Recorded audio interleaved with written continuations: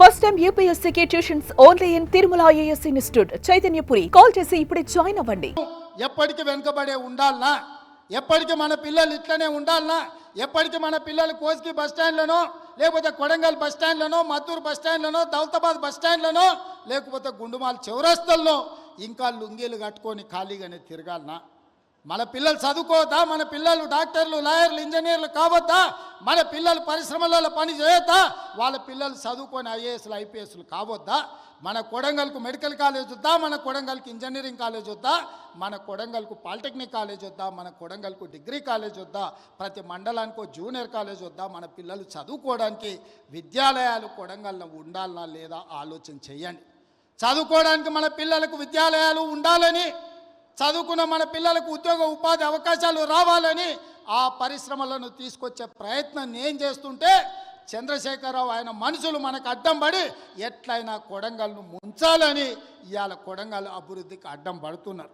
మీరందరూ సహకరించండి, మీరందరూ ఆలోచన చేయండి. నేను రాష్ట్రం నలుమూలలో తిరిగినా ఈ శాసనసభ నియోజకవర్గంలో మీకు అండగా తిరుపతి రెడ్డి గారు ఎప్పుడు అందుబాటులో ఉంటాడు. మీకు ఏ కష్టం వచ్చినా, ఏ సందర్భం వచ్చినా, ఏ పదవి ఉన్నా లేకపోయినా మీకోసం ఎప్పటికప్పుడు ఎవరికి ఏ కష్టం వచ్చినా, ఏ ఇంట్లో పెళ్ళున్నా, ఏ ఇంట్లో ఏ ఇబ్బంది ఉన్నా మా సోదరుడు మీకు అండగా నిలబడ్డాడు. ఆయన రామారావు అంటున్నాడు ఏం పదవి ఉందని. నేను అడుగుతున్నా దిక్కుమాలినోని, మీ అన్నదమ్ములలో ఉన్నోళ్ళందరికీ పదవులు తీసుకున్నావు.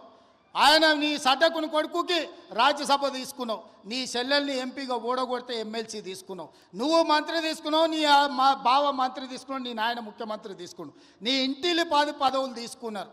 కానీ మేము ఏ పదవి తీసుకోకుండా ప్రజలకు సేవ చేస్తే దాన్ని కూడా తప్పు అంటున్నారు.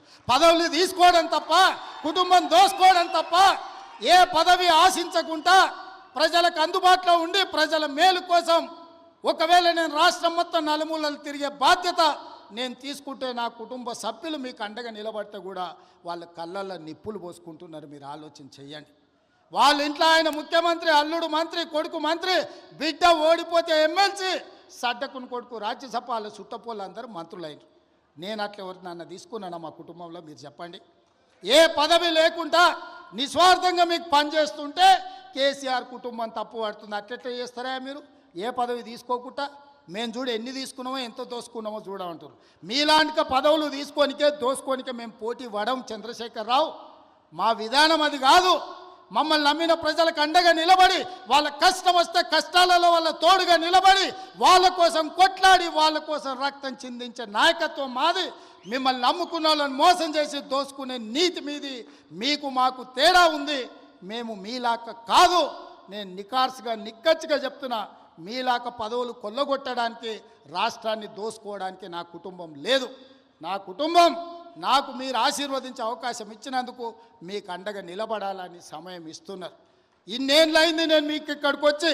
ఈడున్న వాళ్ళందరూ నన్ను వ్యతిరేకించేటోళ్ళు రాజకీయంగా కూడా నియోజకవర్గంలో ఎవరి దగ్గరైనా ఒక్క రూపాయి ఎప్పుడైనా ముట్టుకున్నానా? మీరు చెప్పండి.